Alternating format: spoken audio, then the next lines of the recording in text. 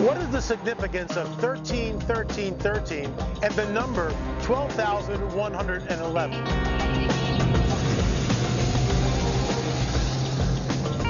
In Watchers 3, we investigated what appeared to be anomalous objects in front of the sun's surface.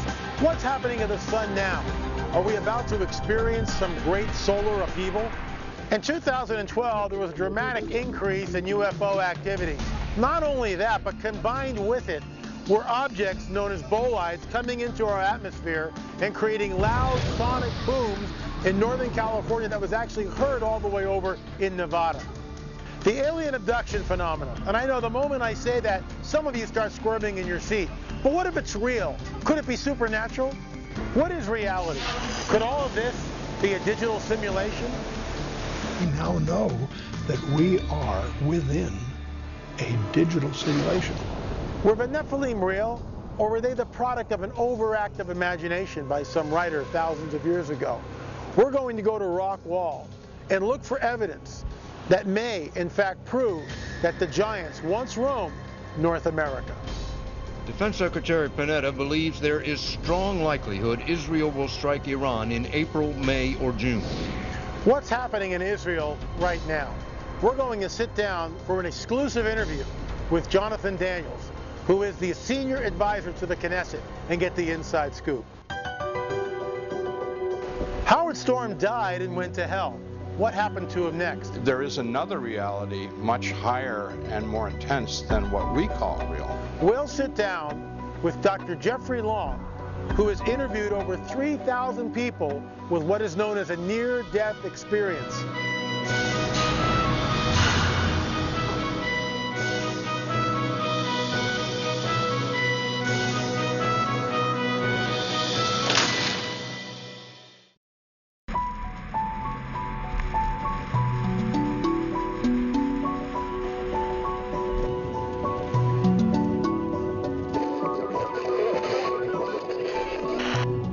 See Dr. Roger Lear, who recently gave us a call and asked us to come and interview him as he had some new information that he wanted to share with us. So we're on our way to an undisclosed location to meet with Dr. Lear.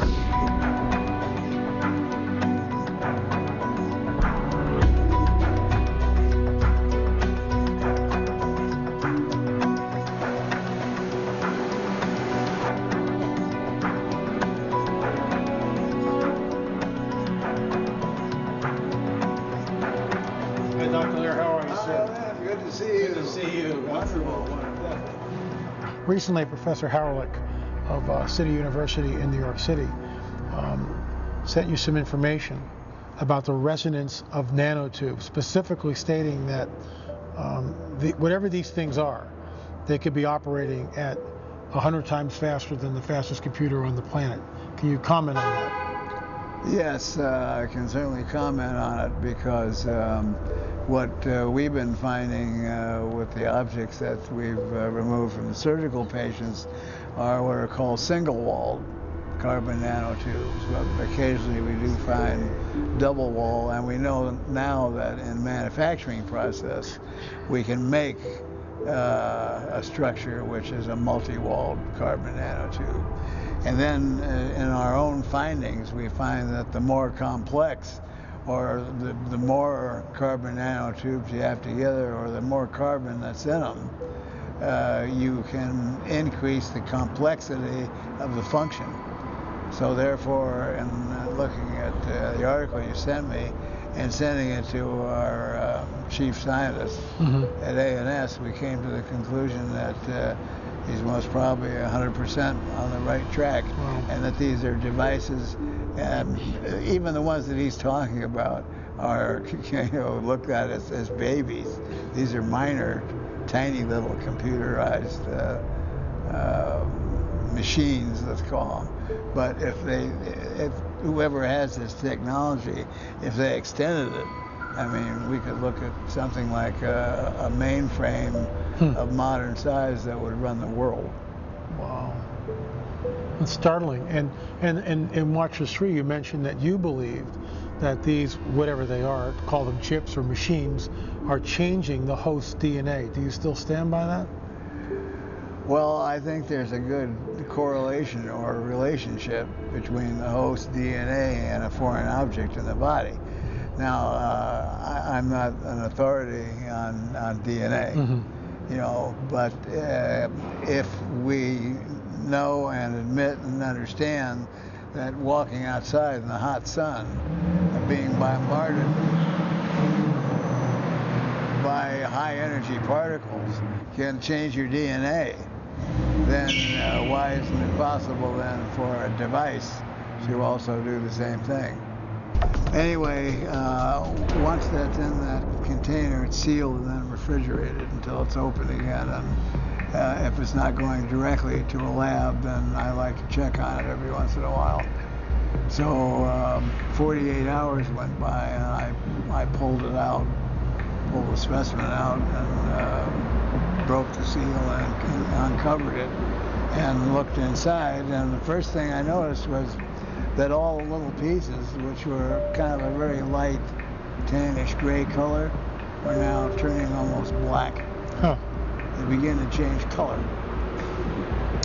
So they're all lined up around the bottom of this container. Closed the top of the container back up and I shook it up. And then I opened it back up again to watch, to see what happens. And all those little pieces would start aggregating back in the position that they were originally. So it's like they're under some sort of intelligent control to do that. Yeah, some kind of memory metal. Right. But the memory metal was also something that we hear about in the Roswell crash, allegedly, where Jesse Marcel Jr. Right. You know, gathered that thing up and it you know, came apart and looked like no crease was in it at all. That's like correct. it hadn't been balled up.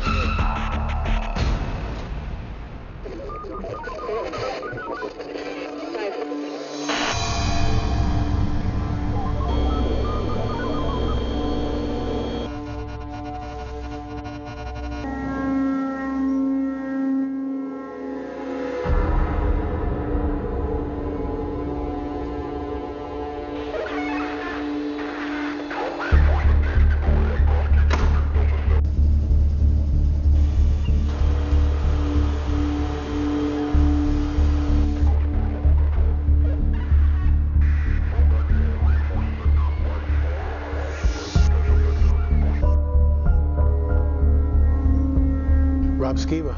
LA, how are you? I'm good, how are you? Very good. What do you think the Nephilim, what were the Nephilim? The Nephilim. I believe that the ancient Hebrew text we call the Torah, the first 5 books that Moses wrote, Genesis chapter 6, describes angels coming down and mating with women.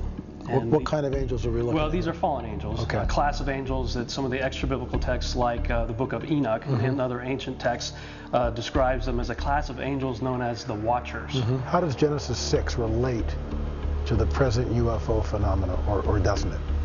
Well, I think it does relate because you have fallen angels. You have the Hapanai Elohim, Which is what? fallen angels. These are powerful beings that have come down, and they're coming down out of the skies.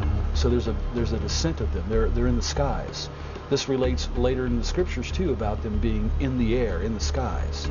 So their presence and their ability, the physics of the dark side, have the ability to the Greek word used metaskizmazadai, the transfigure. Everything is supposed to reproduce after its own kind. And the Genesis account talks about seed and everything producing after its own kind. And here's a situation where we have angels leaving their prior estate and coming down and mating with humans. Terribly bad thing. They're seen as transmuted, something that is completely, I believe, an affront to God, and obviously sourced by the dark side. Something that I've been studying recently has really got me thinking is in the ancient texts, in the book of Enoch in particular, it says that the Watchers that committed the Genesis 6 experiment, that mated with women, would be buried under the sands of the earth for 70 generations. Now, if my calculations are correct, I believe the Genesis 6 experiment took place at 3550 BC. First generation were killed off in 500 years. And then the Watchers were judged and buried under the sands for 70 generations. So that's sometime after 3050 BC. Well, Psalm 90 verse 10 defines a generation as 70 years. So simple math. 70 times 70 is 4,900 years. 4,900 years from roughly 3050 puts you at the end of the 1800s, early 1900s. If you think about the 20th century, we had a massive explosion of technology. We went from horse and buggy to space shuttles and computers. Sure. So I have, for thousands of years, it was kind of Flat status line, quo. right. And then everything changed. Men and women who get these implants removed, they don't want any notoriety, and they just want these things out. They talk about being taken someplace where sometimes for the women, ovum is taken. Dr. Lear mentions this. Sperm is taken from the males. What is going on with that, in your opinion? I think, again, in that, similar to, I mean, the whole issue with Nephilim was a combination. Because in conception, of sperm and egg, there is an explosion in human life. The mark of the beast, from the biblical word, has the idea of branding, that there is an identification side to it, an ownership side to it.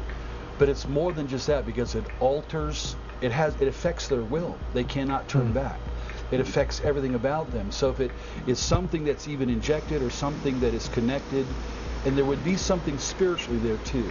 So this is an alteration of humanity, and and once that's done, there just simply is no, like a Nephilim themselves. They could not morph out of it. When the barcodes came out, they thought it was 666. I don't necessarily believe it's a microchip either, although it could be involved. I think that it is actually a genetic marker that is part of the Nephilim that permanently changes and rewrites people's DNA. Say that again. Permanently does what? It permanently rewrites somebody's DNA. So that they are no longer redeemable at that point. Because if you read the ancient text, so the book of Revelations, very prophetic text talking about the last days, it says that people beg for death and death flees from them. They purchase a counterfeit immortality.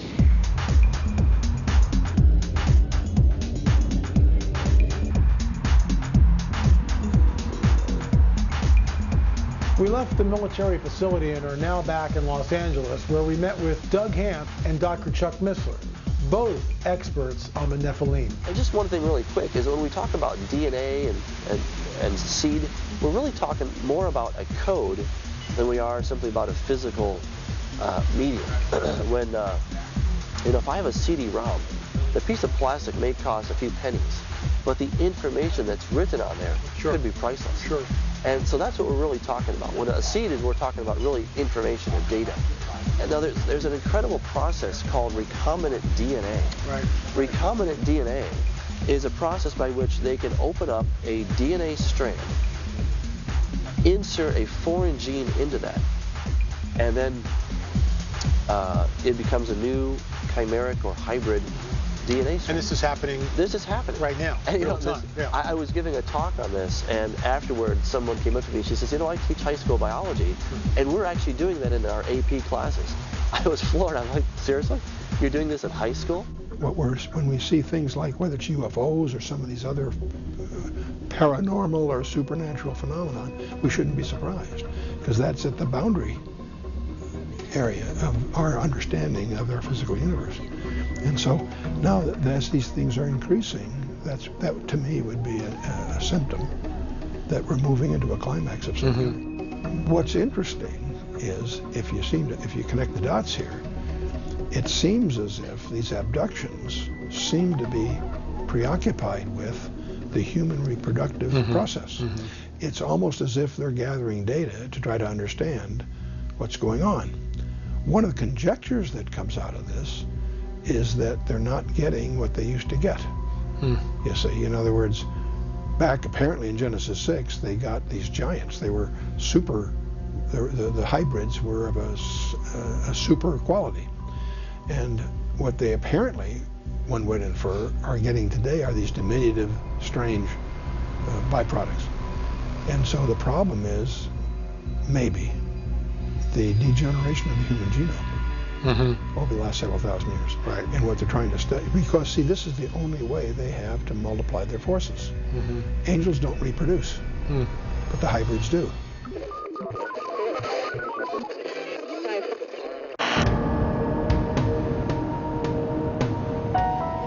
There is a rare museum in Crosbyton, Texas, where we met with curator Joe Taylor and Professor Judd Burton, who came along with us to see the replica of a giant human femur bone that was recast to actual size.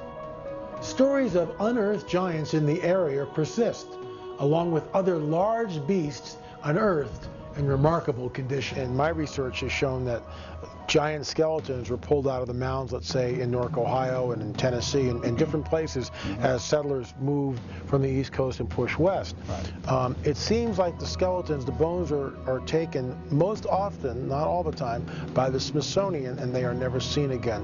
Why is that? I've heard that many times from many people, and I'm pretty sure that's true. That's been written about. So they have control of all these bones that most people know nothing about. So whatever they say about it seems to be true, because after all, they have PhDs. And they control what's said. So they don't want people digging these things up and putting them on display, because that'd run contrary to the evolution doctrine. Without putting words in your mouth, would you consider that intellectual fascism? Sure. It's just lying. Yeah. It's telling half the truth. There's an ancient manuscript from Josephus. Josephus, I'm sure you know, the Jewish historian from the 1st century. And in that, he writes that the bones of a Nephilim were openly on display in Jerusalem at the time of his writing.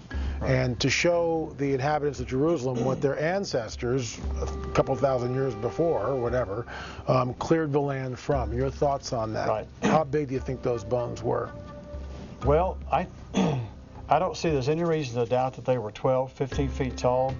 And if you look at when the 10 spies or the 10 spies were sent in with Joshua, they're not talking about somebody 12 feet tall there. That's not, well, we can't take those guys. Well, they've been taking guys like that. But if the man's 30 to 40 feet tall, now you'll look like a grasshopper to him, and you'll feel like a grasshopper to him. Yeah. Right. Judd, what are your thoughts on the femur bone that's here at the museum, Mount Blanco Museum, that Joe Taylor was telling us about? What are your thoughts on that? That is an interesting specimen in terms of the size, because you're looking at somebody that's in the range of 13, maybe 15 feet tall. And knowing Joe, knowing that he's a good field man, and he's done these casts, he's a veteran. I think that this is some of the best evidence, physical evidence, that we have, short of an articulated skeleton, of the existence of giants in the ancient world. Fascinating. Do you think that there were giants or Nephilim in the Americas? We've talked about, we've sort of hinted around that a little bit, but what are tell us right up front. Do you think there were Nephilim in the Americas? Yes, there were tribes of giants in the Americas. We have evidence, or at one time I should say, we had physical evidence of this, especially in the Mississippi and the Ohio River Valley. The Bureau of Ethnology archaeologists that were sent out in the late 1800s, early 1900s, collected a number of specimens. I mean, there are actual reports filed by the Bureau of Ethnology. Cyrus Thomas is one of these guys, one of these field archaeologists. And we can't discount oral tradition and mythology as sources as well. The Paiute legends of the Siteka giants, the red-headed, six-fingered, six-toed giants on each hand and foot. So yes, there's very good evidence. Recently I was in the mountains in Ohio. Large megalithic constructions. And when you're down on the ground, it dwarfs a human being. These things, as Russ Dizdar talked about, you can fit the entire Great Pyramid into the Octagon Mound. That's how big this thing is. It's a ritualistic site. Who built those mounds, in your opinion? The mounds that we find in the Ohio River Valley and the Upper Mississippi are quite interesting, because they all seem to come from the same sort of cultural complex. And there are some interesting ones, such as the one outside of St. Louis, Cahokia, Monk's Mound, which is actually the largest earthen pyramid in North America. Oh, I didn't know It dwarfs all the ones that the Olmec actually built. Wow. We know from reliable historic accounts that giant bones were extracted from burial mounds all over the United States. You cited examples in the latter part of the 19th, or the 19th century. This was going on. And this begs the question, where did these bones go, and why can't we see them? I mean, how come hundreds and hundreds of skeletons were found, 8, 9, 12 footers, and yet there were no remains being displayed in museums? Why is that, in your opinion? There does seem to be at least an attempt to hide some of the evidence extracted from mounds in the Ohio River Valley, places in the American Southwest. Some of those specimens that were brought back by the Bureau of Ethnology, we don't know what happened to them. Last time we interviewed Deborah Sontag, who showed us in her research that she was finding other objects near the sun, and that NASA seemed to not be making it easy for us to research what their SOHO satellites are up to. We also heard about solar flares and unusual activity on the sun, which have caused some concerns that we may be in for a big coronal mass ejection in the near future. However, some Japanese scientists have an alternative view, saying that we are about to move into a period of reduced activity in the sun, resulting in lower temperatures on the Earth. Earlier, Comet Lovejoy gave us a spectacular display, leaving a trail millions of miles long, yet evading total destruction. The sun continues doing strange things that defy human experience, as this solar prominence created a spherical void in space that some thought was a nearby planet. Reports have emerged that every 11 years, the sun's magnetic poles go haywire, and for a time it may form two north poles. Those magnetic effects, according to NASA, are felt throughout the entire solar system. In March 2012, the sun developed an awe-inspiring 600,000-mile triangular coronal hole. A magnetic disturbance, some scientists believe this hole allowed some of the sun's contents to spill out into space. But what is intriguing is that this triangle seems to have meaning in a more supernatural way. A large mural in France, known as a tetragrammaton at Fifth Chapel of the Palace of Versailles, displays a triangle in the sun with the 4 Hebrew letters that spell out the most sacred name of God, Yahweh. This might seem weirdly prophetic in the actual events the sun displayed in March. A mystery developed in that out of all the frames of this phenomenon, the best frame, where the triangle is centered on the SOHO lens and Earth, was on March 13th at 1:13 in the afternoon. On NASA's 24-hour clock, that meant 1,300 hours, 13 minutes on the 3rd month of the year, the 13th day, or 3-13-13-13. Is this just a coincidence, or does it have more significance? And 13 in Judaism is a very important number. 13 in Judaism is a numerical value of the word echad, unity. Since our last report, there have been continued sounds all over the globe, some quite loud and unexplainable. But our investigation concluded that some of the sounds reported are fakes, using previous noises and editing new video over them. This doesn't explain all of them, however, and the mystery deepens. A 7.4 earthquake rocked southern Mexico, damaging 60 homes. Even though the quake was very strong, no deaths were reported. Earthquakes continue shaking all over the globe, with regular quakes near Japan and the Pacific Rim, known as the Ring of Fire. Millions of people across a large swathe of northern Italy will have been jolted awake in the most terrifying way and would have scrambled out into the comparative safety of the streets. Could the magnetic pole disturbances both on Earth and the sun be affecting wildlife? Along the Rio de Janeiro coastline in Brazil, dozens of dolphins suddenly beached themselves, and swimmers rushed in and saved them. Within the past few years, the study of the universe has involved string theory, M theory, along with quantum theory. Digging deeper into what makes the fabric of the universe, some scientists have discovered error correction software embedded in those same equations. The type of error correction software has been known to us since the 40s, but the idea that it could be found within the fabric of the universe causes us to wonder what is really going on. I think most of this takes a different complexion when you really understand what we know about our physical reality. We know today that it's a digital simulation from the boundaries of a finite universe on the large side to the quantum physics side, where everything is made of indivisible units, meaning it's all digital. We're in an electrical simulation.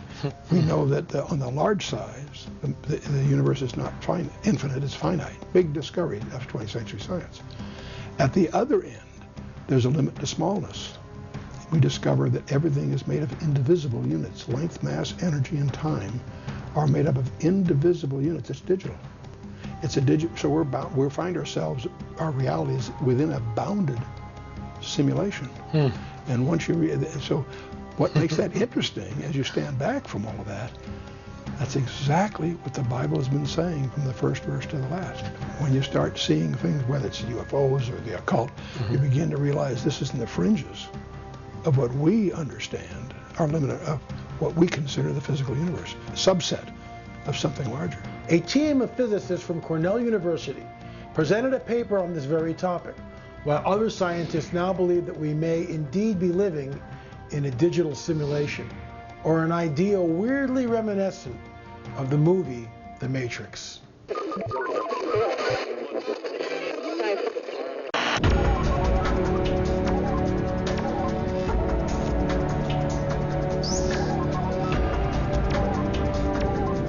There are a lot of opinions about what is really going on in Israel. We wanted this straight story, so in an exclusive interview for Watchers, we interviewed Jonathan Daniels, senior advisor for MK Danny Danon, the speaker of the Knesset in Israel. The Knesset is Israel's parliamentary group. What is the current situation in the Middle East? What are we looking at? What's happening over there? It's a mess. The Middle East is in turmoil at the moment. Times are changing. Regimes are changing. The Middle East is in turmoil. How is the Arab Spring affecting Israel? No one a year ago would have ever imagined millions of people all across the Arab world somehow rising up almost in unison and revolting against their country. I mean, obviously it's affected for the negative in terms of a country like Egypt. Sure. Egypt, a country that we had strong relations with. I believe today we celebrate 33 years of the peace treaty with Egypt. And to see what's happened over the last year in terms of that peaceful agreement that we had, and in terms of the Sinai border and the whole peninsula that was turned into a peaceful region. A region that if you cross the border by mistake, nothing's going to happen. A peaceful border by all means. A border that the only reason we wanted to build a fence was to stop smugglers from smuggling in and out. Now, there's a considerable worry and concern amongst that whole border. A concern that terrorists can infiltrate through there, and they've tried to, and they have. So in terms of Egypt, the Arab Spring has been harmful and problematic to us. What is happening with Hamas? Are rockets still being exploded across the Gaza Strip into Israel? Is this type of terrorism subsided, or are they planning more attacks? Tell us what's going on with Hamas in Gaza. Well, you see, the situation in Gaza now is an interesting situation. Over the last few weeks, we saw masses of attacks on Israeli citizens and civilians all over the southern part of Israel, and really encroaching even on central Israel. Attacks in incredibly heavily, densely civilian population areas. And we find it that it's not Hamas anymore. They're waiting to see what happens. The pundits on the news channels in the United States talked about that somehow this Arab Spring would lead to democracy. However, what we see now in Egypt is the rise of the Muslim Brotherhood, radical Islam, Sharia law. How does this affect Israel? Well, I mean, from the beginning, the Israelis understood what was happening. It was very clear for us. First of all, in terms of intelligence and knowing that there was going to be an Arab Spring and an uprising in Egypt, we didn't have knowledge of that. In the Defense Committee, a day before in the Knesset, we were given a debriefing by one of the army generals on the current status of surrounding countries, and nothing was mentioned of a potential uprising in Egypt. No one knew about it. It caught the Israelis off guard, it caught the Americans off guard. No one had a clue it was coming. It came through Facebook. It came through Twitter. It just hit and came. And it came with promise on paper. Was there any intimation, was there any evidence that this could erupt in a place like Egypt? I have to confess that I and all of my colleagues in the press corps here and all the protesters I spoke with, nobody predicted that it would get so big, so fast, and throughout the country. It's taken everybody by shock. The police as well, they didn't expect this. These are people who are going to clearly take a step forward and push democracy. In Israel, we understood that that's not the case. The fact that they have this religious law that comes by and takes over everything else, that swallows up everything else.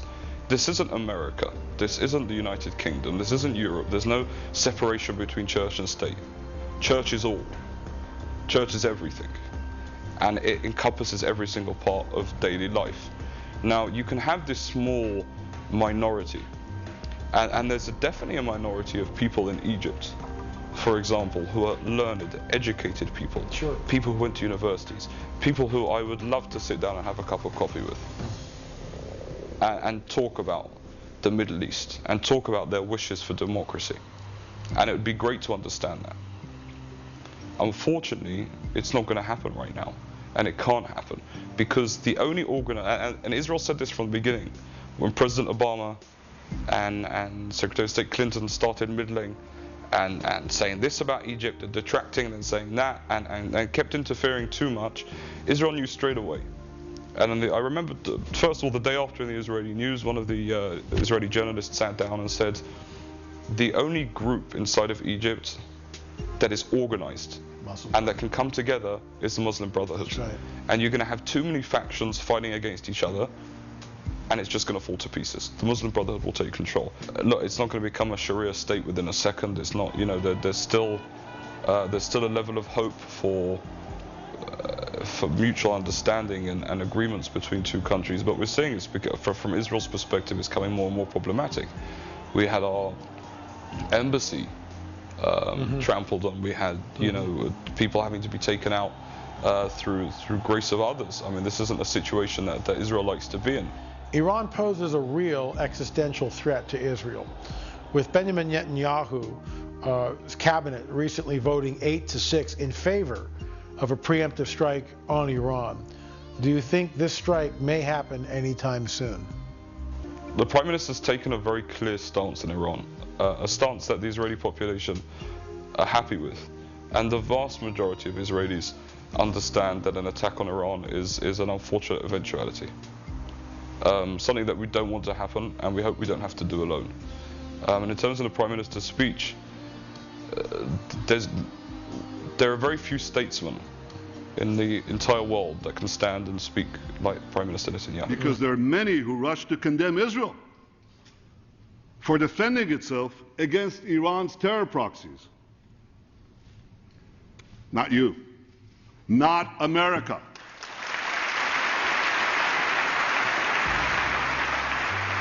He is a true Israeli hero, and he's somebody that we look up to in Israel, and we're very lucky that we have him as a Prime Minister.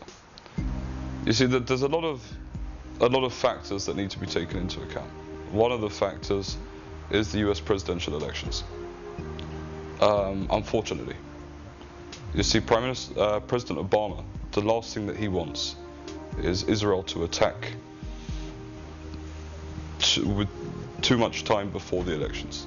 If we were to attack, say, in June, July, it would be way too soon. It'd be, it's too far away from the elections to be useful for him. You see, as soon as we attack, the United States will come in and will have to help out. And they will help out. And President Obama will be a hero. He'll be the person that came in, helped save the state of Israel. The same way that he was a hero after he killed Osama bin Laden. There's a 2-week time frame on an event like that. People remember that kind of thing for 2 weeks. After that, they forget about it. So it either has to happen within those 2 weeks. 2 weeks before the elections would be perfect. October surprise. Yeah, that would be perfect. And another problem for the president is that after an attack on Iran, oil prices are going to rise. That's right. There'll be turmoil for a few months. There's nothing that can. That's an unfortunate effect that's going to come from the attack. And Americans, unlike a lot of other people, vote from their pockets. If it affects me and affects my daily schedule and what I have to pay to get the kids from A to B, then you've got to go.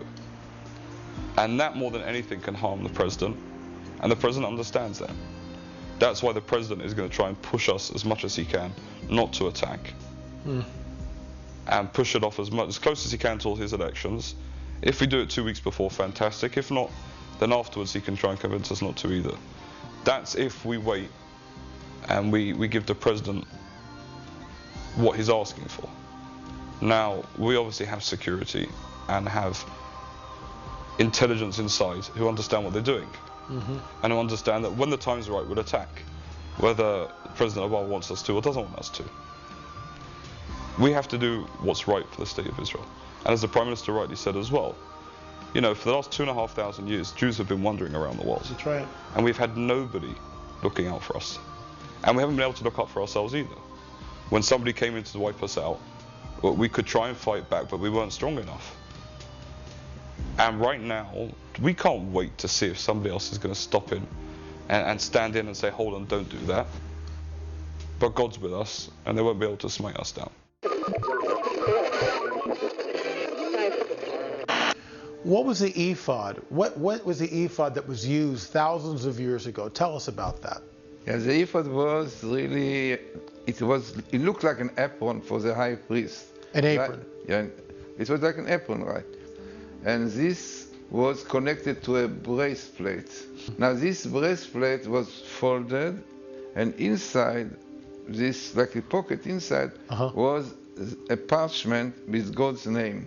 Because on this breastplate, which was joined to the ephod, there were 12 stones, and the names of the 12 tribes were engraved on it. And then, when a question was asked by the high priest, then the letters of the tribes, I mean those letters which have the answer, came out. So the high priest could find out through the letters which were shining, lightening, the answer to the question. We know that the ephod was lost to us thousands of years ago. Is it possible that maybe someday we'll find the ephod? Maybe, like other parts of the temples, we don't know some cities in the Vatican, we don't know, but you have to get them back. They are hidden somewhere, no doubt. Do you think that the Torah codes may be a type of a modern day ephod? What can you tell us? Now this was amazing really thing that we found when we put the Hebrew word code Torah, which is the Israeli Torah code. Then we put the word ephod, it came there 3 times. It came exactly on the same line with the word code Torah, clearly showing connection between the Torah code and the ephod. And then what we have also there, dates, interesting. When it started coming to the world, I mean the idea of the codes, they knew about it. It was really 1976. Then, interestingly, it came also this year, and pinlight came there, unbelievable. Pinlight came there, minimal in the old Torah, unbelievable. Clearly showing that's amazing. That Finland is supposed to be very much involved in it and bring to the world also, because amazingly it came every very small amount of letter in between pinlight. So, and it was a minimal.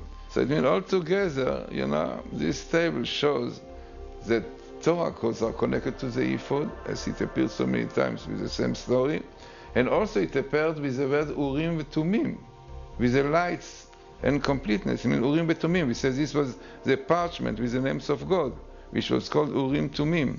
So this also came in the tables there, which is exactly the idea of the Torah code, the ephod and the Torah code, which showing through letters, right, the answer, the meaning of things, you see. The book of Esther is not part of the Torah, but you discovered something fascinating, extremely interesting in the book of Esther. Explain that to us.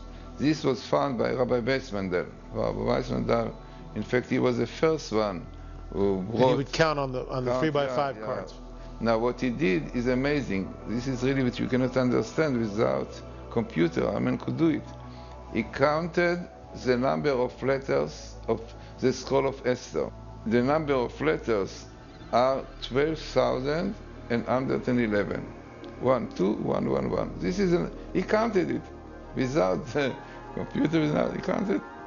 Then he decided to look in the Torah for the Hebrew words, Megillah is a scroll in Hebrew, and it came out in the Torah every 12,111 letters. It means you had the word Esther, letter after letter, and then you have the word Megillah, scroll, appearing every 12,111 letters in between. Amazing.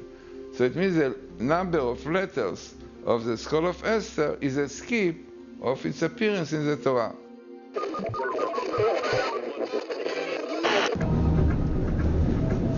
John Lindsay is a forensic archaeologist, an architect, and a Harvard graduate.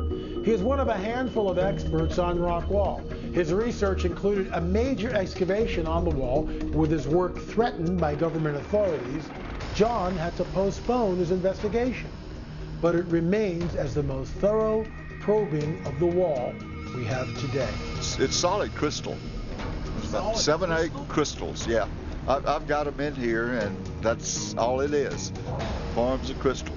I've got a lot of interesting stuff to show you guys. Come on in. Sure. Come on in. Archaeology has been a novelty with me and a passion. And so anyway, after moving back to Rockwall, I was asked about it by a friend of mine, and asked if we could maybe dig or check into it. I said, I don't know much about it myself. Let's take a look. So we started in, and it got real interesting real quick, and just my passion and interest as a amateur archaeologist, I suppose, in geology, got to going. My undergraduate degree in biology and chemistry, so I knew the scientific method and how to go about doing a dig and all, and got confirmed later on everything was done in order. So that's how I got started. Someone asked me who built it. I have no other source than the Old Testament, Genesis in particular. Well, Moses wrote Genesis to Deuteronomy, and that's the only ones that I know that were on Earth at that time. There are some people who look at the rock wall and say it's a natural like a volcanic intrusion. What's your answer to the skeptic? It's both. Okay. And I believe I've got evidence of both. What we have is a mountain range, a flat plateau, and then the Trinity River Valley. Wow. And it's up on this plateau that the wall sets. And one of the first things we discovered when I got to looking at the wall and mapping the wall is every place I found the wall, or the tops of the wall, was at a 550 elevation. To have this natural formation with the top of this wall all at one height does not follow the conforms the geology of the rest of the land. You want to slip it out and over here on the floor? Okay. Yes, we can get in to the light of it. Quite heavy, isn't it? Yep. Oh. We know this is not done after the fact because of the patina and all. It reaches, everything that's here reaches down in these grooves. And of course we've had, and by the patina you mean microscope, yes. Explain the patina. The patina, that's the aging process. Right, okay. Of the stone. And we see all this is aged equally. Yes. If this was a new channel, the colors would be right. The colors, but we've looked at this on the microscope and all, and it's no doubt the geologists will all have looked and accepted. This piece right here could well be something broken off, or it could be part of a bigger picture. I don't know. Dr. Joseph Davidowitz and Margie Morris, that I picked up and read and got in touch with and talked to later, who did a fascinating study on the pyramids at Giza and analyzing the stones, the interior stones. You know, the limestone is the outside casing and all. But in the interiors, in the King's Chamber and so forth, that's all that's granite, the composition red granite, right. of of the inner stones is the same as the rock wall. That's where we tie together, not just on the same parallel on the earth as all ancient cities are, so is rock wall, but we have composition that's matching up with compositions in the Great Pyramid. I told you I started on this in 93, and it was 99 before we actually got to dig. Wow. Most of those years was me studying, started out with Egyptian hieroglyphs, the Mayans, learning to read Egyptian, the Mayan, and several ancient languages, not fluent in them, but at least recognize them. Okay. Well, through my research, I found out back in 1901 or 1906, a tunnel, a stone corridor with a vaulted ceiling, much like the Mayans, goes back in here. There were some skeletons found and all. There's a lot of weird stories we don't have time to get into now. I can point you to those in these rooms, but it goes back into a big anomaly under the square, a big, huge cavern, which I wanted to get into, but not been able. The courthouse sits on top of it. Whoa. Underground cavern. Now, and it's shown up, and it's been known for a long time. And has anyone excavated that site? No, it's right downtown Rockwall under the courthouse. But it's been known. And here's where Zachariah Sitchin tells me, in his opinion, this was more of the mapping going back to Yucatan Peninsula all the way up through from South America up through Yucatan Peninsula here and up to Washington State, which is the path of Nibiru. It's returned from the south, or it comes up from the south. And in his opinion, this was one of the mapping signs, locations of the path of the crossing. Nibiru. Interesting. Another thing interesting about Rockwall, all ancient cities around the world on the 30th parallel, give or take 7 degrees or so. None out of it. That's where it is, banned around the world, such as Giza Pyramid, Mesopotamia, Sapur, Ur, all of it. So is Rockwall. So one other interesting thing here, there's 2 other places that's on this 30th parallel. One is Edwards Air Force Base out in California, and the other one is Cape Kennedy, Cape Canaveral in Florida. Fascinating. On the 30th parallel. Well, it just so happens on the 30th parallel, the reason the shuttle lands at these 2 places, that's the only place you can come from outer space and land on Earth successfully without glancing out or crashing in, is on the 30th parallel because of the mechanics of the spin. I understand. I get it. All ancient cities, the rock wall is included. Bam, bam, bam. Bud Shelton, the geologist from New Orleans, helped me discover. I didn't, at the time, didn't recognize it. But he sure did, out on the site when I started my dig. He took a photograph of foundation in his house in New Orleans. See the trowel marks on his concrete of his foundation? That's it right there, trowel marks. That's man-made. It's his foundation of the house. Got it? Okay. Okay. Look at these. That's the rock wall. That's a piece of the rock wall. When he saw that, there's trowel marks. Interesting. Fascinating. This is that concrete coating, the sand that's on the wall. I'll talk about in a minute. I mean, come on, guys. Look at this. What do you think that is? Same color and everything. All this is tile set. Okay. Geopolymer. Looks just like it, doesn't it? Looks just like the rock wall, doesn't it? There's a real geopolymer. There's trowel marks, and there's his evidence that this was poured in place. Interesting. Wow. There's been no other stone found to match this stone. Anywhere? Anywhere by the geologists. They wanted to name it Lindsay after me because I found it, but and analyzed it, but it don't matter. I'm not going to call it Lindsay. But the point being is that it's one of a kind, except in the Great Pyramids at Giza. Wow. To the best of your knowledge, this isn't found anywhere else on this planet, this composition? Except at the pyramids at Giza. Is in the King's Chamber? According to Davidowitz. This is the actual dig of this area up here, photographed, okay?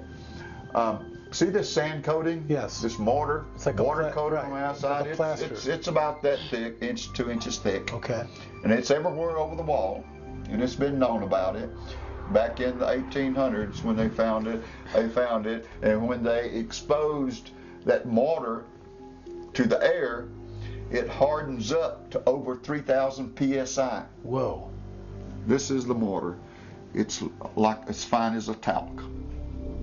Now, the composition of this is totally opposite. Nothing to do with the wall. This is soft as talc.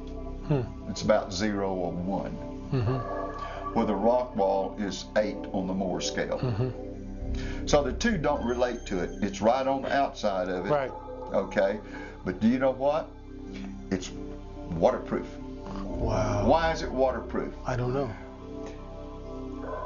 You put it on the microscope and it's 50-50 percentage of little tetrahedrals and little round balls. We're talking microscopic. And they all interfit together and water molecules can't get through it. And that's why it hardens up. It's a 50-50 mix of structurally tetrahedrals and round balls. Took a hammer. Wow. You see how, you can see the crystals in it. Yeah, look at that. Okay, and I busted off a corner of it. Well, lo and behold, that's why I got this tape over it. It's the sand. The same as this. It's the mortar that's inside the stone. Why is it there? Well, one thing it does tell us, maybe this stuff was poured, man-made, and somehow that got in there. Nature wouldn't do that. It's totally foreign. I mean, the two don't belong together. It's a waterproofing.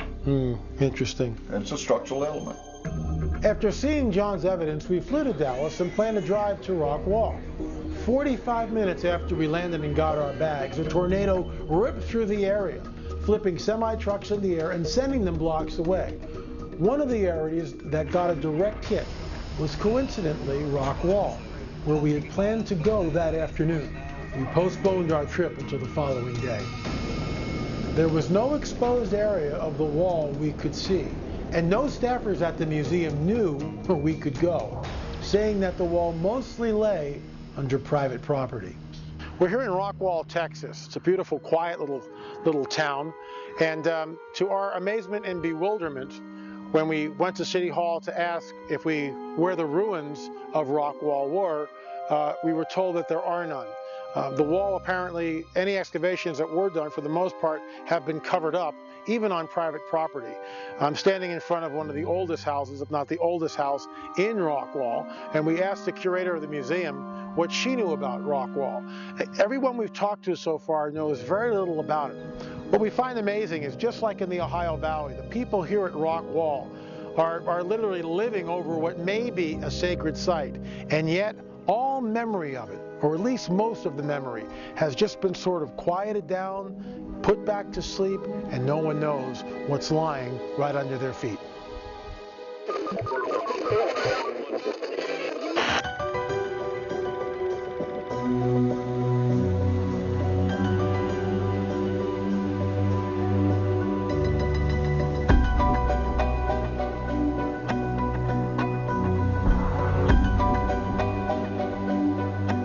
What happens after you die? We traveled 50 miles outside of New Orleans to see Dr. Jeffrey Long to ask what his research has revealed. Dr. Long has cataloged over 3,000 near-death cases. His interest in this area is both scientific and supernatural. To Dr. Long, there is no doubt that the experience is real. Pleasure to meet you. Absolutely. Wonderful. What piqued your interest in near-death experiences? You know, it was a long time ago when I was in my residency training in radiation oncology, which is the medical use of radiation to treat cancer. I was busily going through one of the most prestigious medical journals in the world, the Journal of the American Medical Association, looking for a cancer-related article. And to my complete surprise, I found an article with the word near-death experience in it. And I stopped. I was shocked because I had never heard of that before.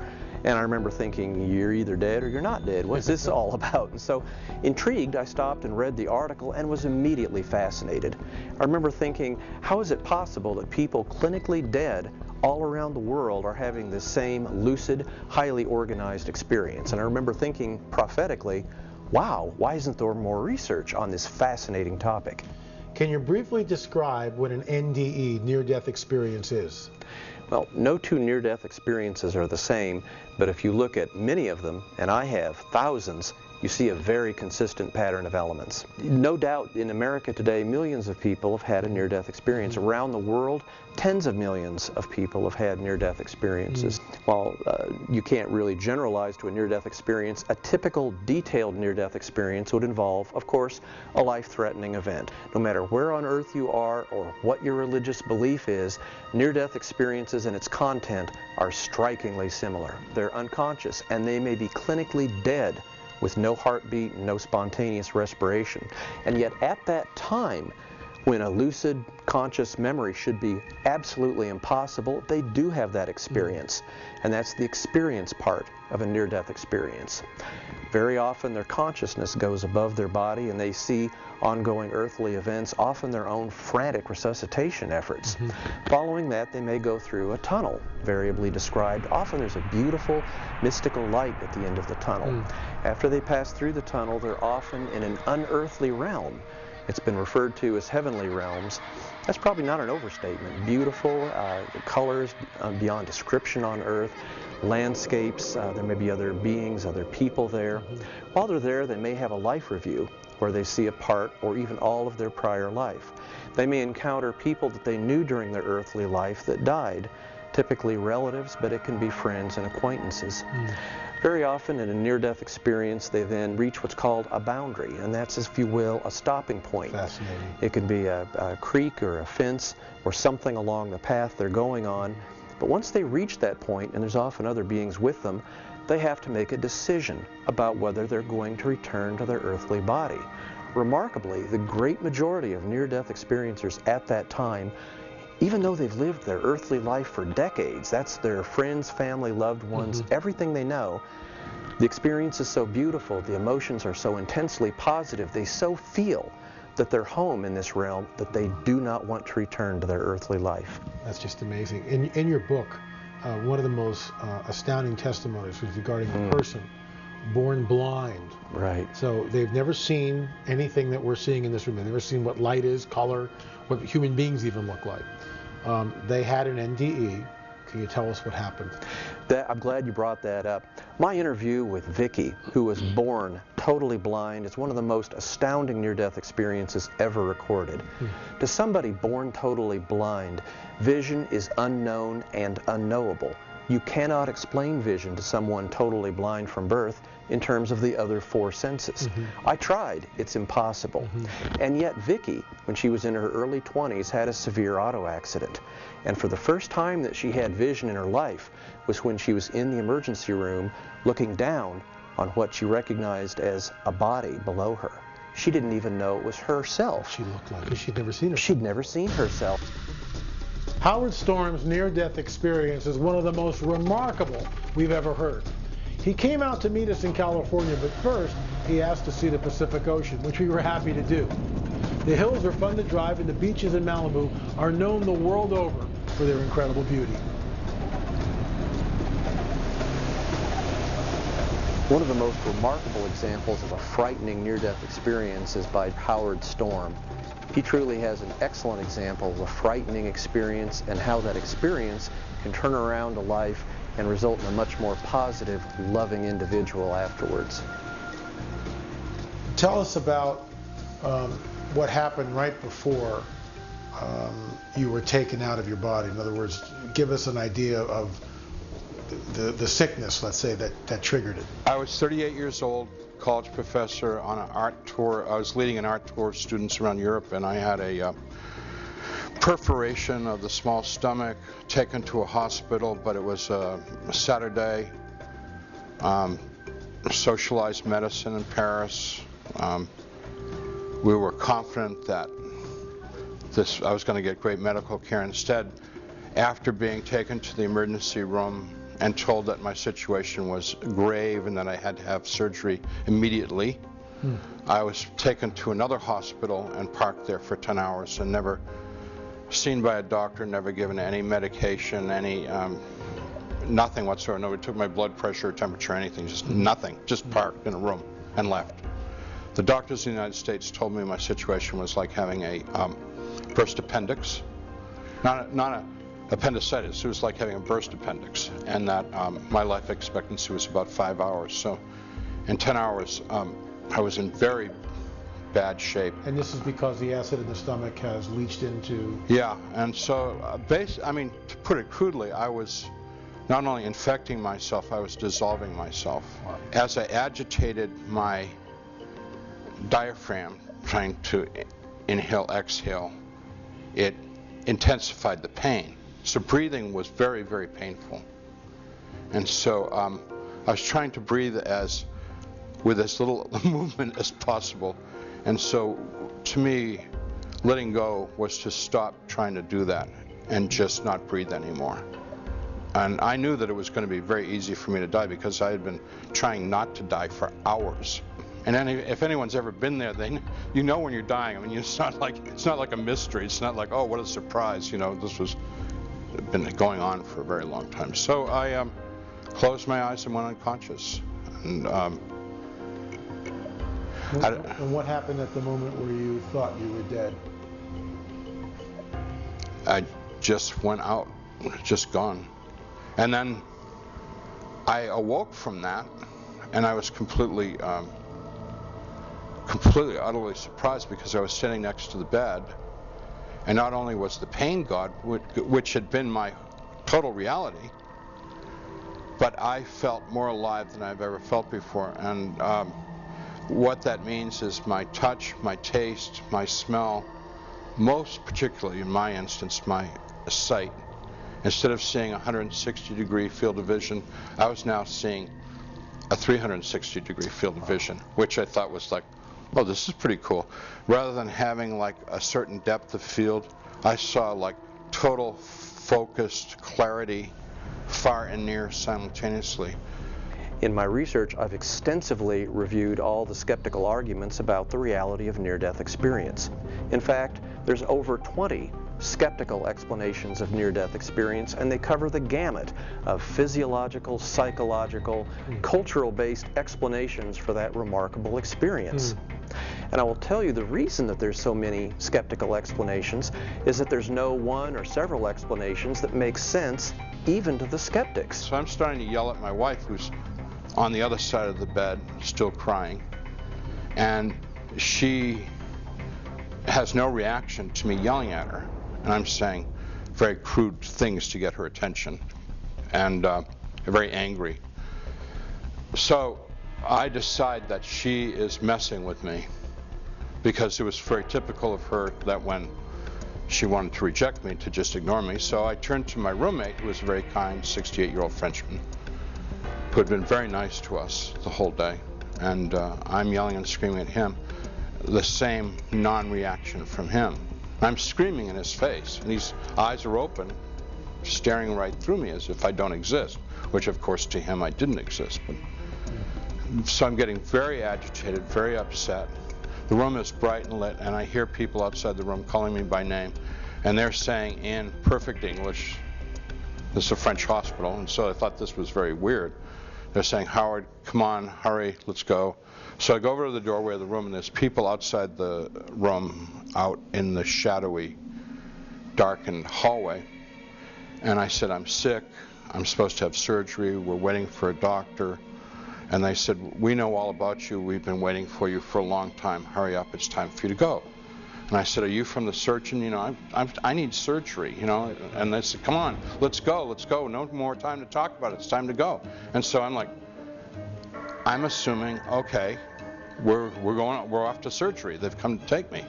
So you're not, let me say something, let me interject something. Yeah. You're not sure, I mean, you're out of your body, but you haven't been able to really put that together yet.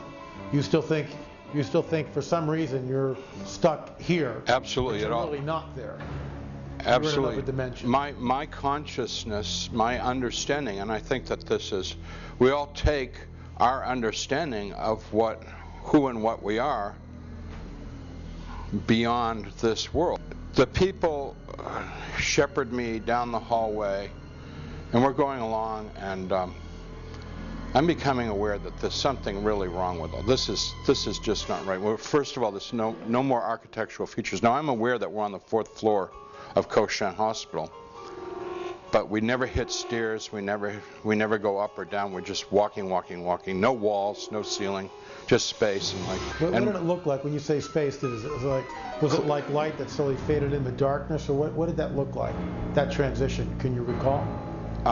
Shadowy, out of focus, very fuzzy, very indistinct, which was just the opposite of what I've been experiencing in the room, which was incredible detail and intensity of everything. And now everything is hazy and difficult to perceive. Very, very hard to even perceive the people who, as the atmosphere around us becomes darker and heavier, they become closer and closer and closer. So eventually we're bumping into each other, and they're moving me on, pushing me on. Eventually it's so dark. When you say they, how many were they, and what did they look like? How were they? Originally maybe 8 or 10, but in a while I'm aware that there's many, maybe dozens or hundreds. I mean, of course there's no way for me to count, just a lot now. And I'm terrified, because I don't know where we're going. This has gone on for a long time, and they're starting to say ugly things, and I'm getting pretty sure that this is no longer the hospital. I mean, we've gone way too far to be. We've walked out of Paris by now. We're gone. I mean, we're far away. I'm sure that they don't mean me well, and I know that there's no doctor or operation in my future, you know. And I said, I'm not going any further. I'm done. I'm going back, which was a bluff, because I had no idea which way, back would be, and I didn't know where I was. It's darkness. Right. And they said, you're almost there, and they started to push and pull at me. Well, I had played some football in high school, and I'd been a tough guy, and I'd been in some fights and stuff, and so I started to defend myself. They're pushing, so I'm like punching and, and trying to fend for myself, but there's a lot of them. Because of their own emptiness and their own torment, the only way that they could relate would be to want to bring someone else to their same place. Mm-hmm. Like if you're with a group of alcoholics or drug users, they want you to be high. I mean, nobody wants a sober person when everybody's getting drunk. Sure. If you're in a football crowd, you can't just sit there and not cheer. I mean, he's looking at it like, what's the matter with you? Aren't you enjoying the game? And they wanted me to be one of them. And the horrible part of this is that I was one of them. I know that in many respects, they were my kindred brothers and sisters. Wow. And I was not a stranger to them or they to me. And all they were doing was in initiating me into their world of loneliness, hopelessness, and despair, ultimately meaning their lack of God, their lack of love. The Bible says love is God, God is love, and these are people who had rejected all of that, and when they left this world, they were living what they had basically sought all of their lives, except that in this world there weren't the pleasures of this world, like skies and trees and birds and joy and fun and stuff like that. So anyways, eventually they had enough of me that I was not able to respond anymore, which meant that I was laying on the ground in a fetal position.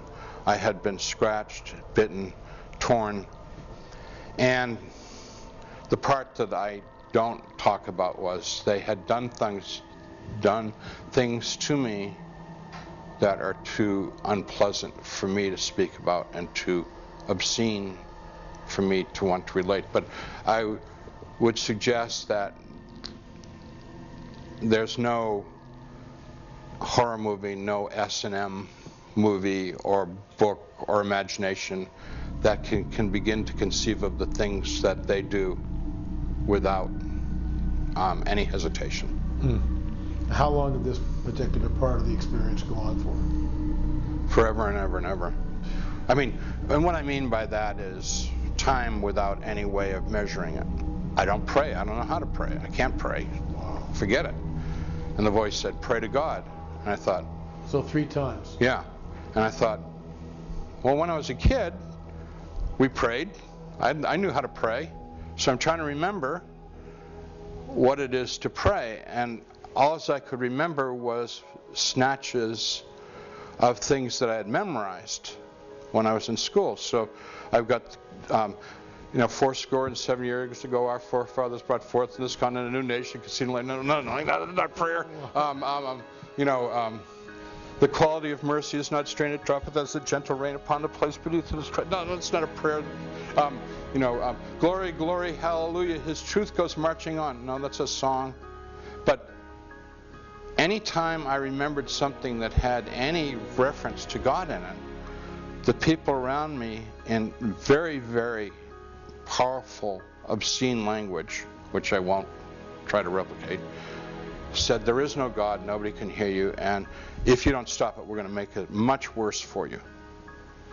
This was how I understood God. This is how I was taught God was this really, really nice guy, Jesus, loved me and cared about me, and when I was a little boy, I prayed to him, and, help me, I'm scared, stuff like that came to me. And I really felt like it was my only shot. I mean, this is either going to work or it's going to be what I think it's going to be, which is this darkness and torment forever. So I called out, Jesus, please help me. And with that, light came into the darkness, came upon me. Hands and arms came from this being of light, reached down and touched me. And when he touched me, all of my gore, which was much more profound than I had known, it was very gross, kind of just slowly dissolved away, and I became whole and intact. That was very secondary to what his touch did, which was internally it filled me with his love, which is no possible way to describe that, because it's far more intense than any human experience of love. I mean, if I took my mother's love and multiplied it by 100 or 1,000 times, that might be somewhat like what his love was. And his hands went under me while I'm feeling this healing and love, and he lifted me up without any effort and embraced me, and he held me, and I just wanted to be held by him, because this may sound strange, but I also knew that he liked me very much. He didn't just, this love wasn't like this abstract sentimental thing. It was like he knew me and he liked me and he cared about me, even though I had been very, very mean to him for my entire adult life. And I was aware that I had utterly and completely rejected him, and that he was going, that's okay, it's okay, don't worry about it. It's like, you're all right. I'm here now. Have there been any negative experiences? People going through NDEs, not having a very positive experience, something traumatic happening in a very negative sense? About 5% of near-death experiences are truly frightening and can involve some very frightening, even hellish graphic imagery. And yet, if you follow those people for years after the experience, they may say it was the most valuable experience they ever had to learn about themselves, to grow and change and be better people.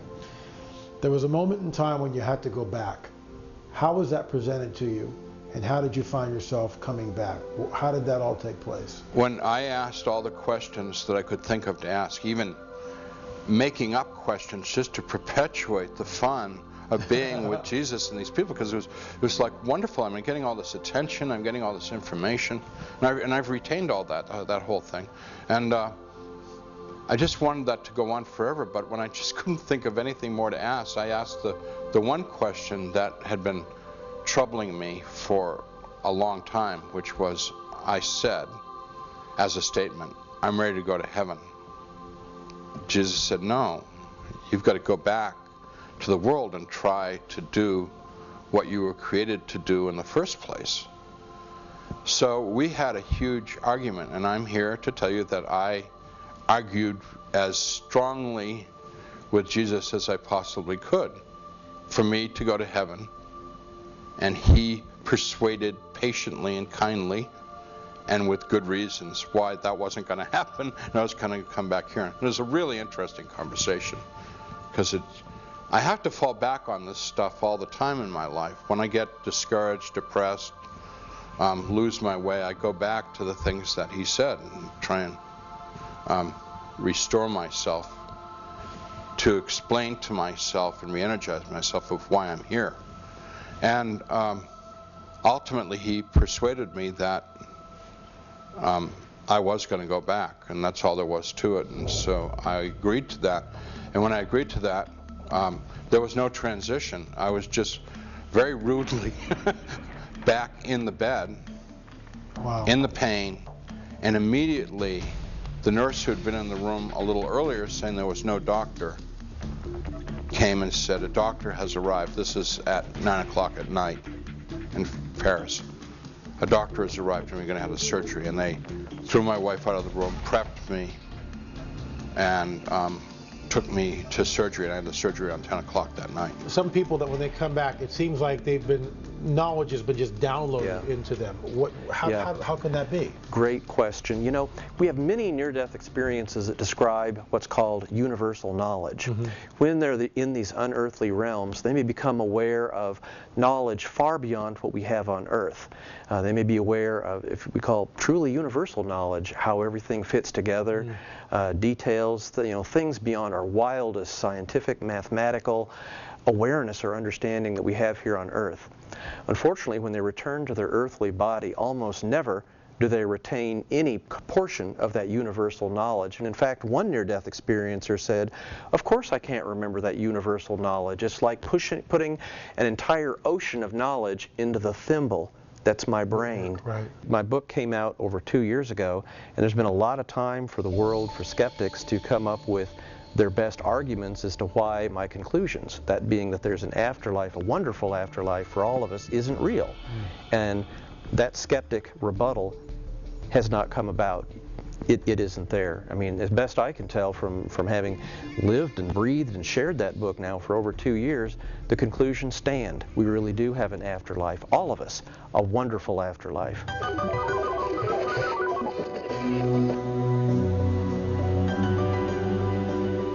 NDEs, near-death experience.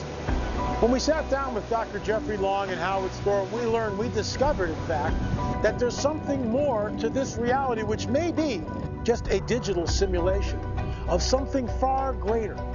When a person passes over, when they die and they move into this other reality, everything is more vibrant, more alive. All over the world, people are uneasy. They're unsettled. There is an unrest. People are starting to wonder, is something about to happen? Are we, in fact, on the edge?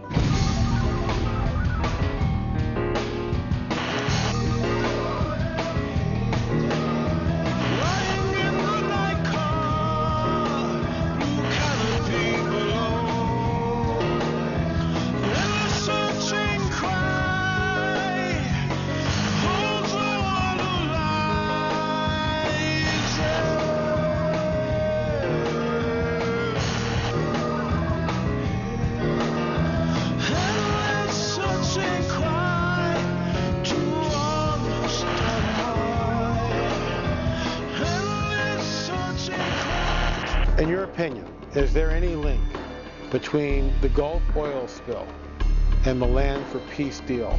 The U.S. negotiating team had made some progress that indicated Israel essentially was going to give up building at that point in time for a period of time. So the best date that we can figure that took place was April 20th, 2010, the day that the Gulf oil rig exploded.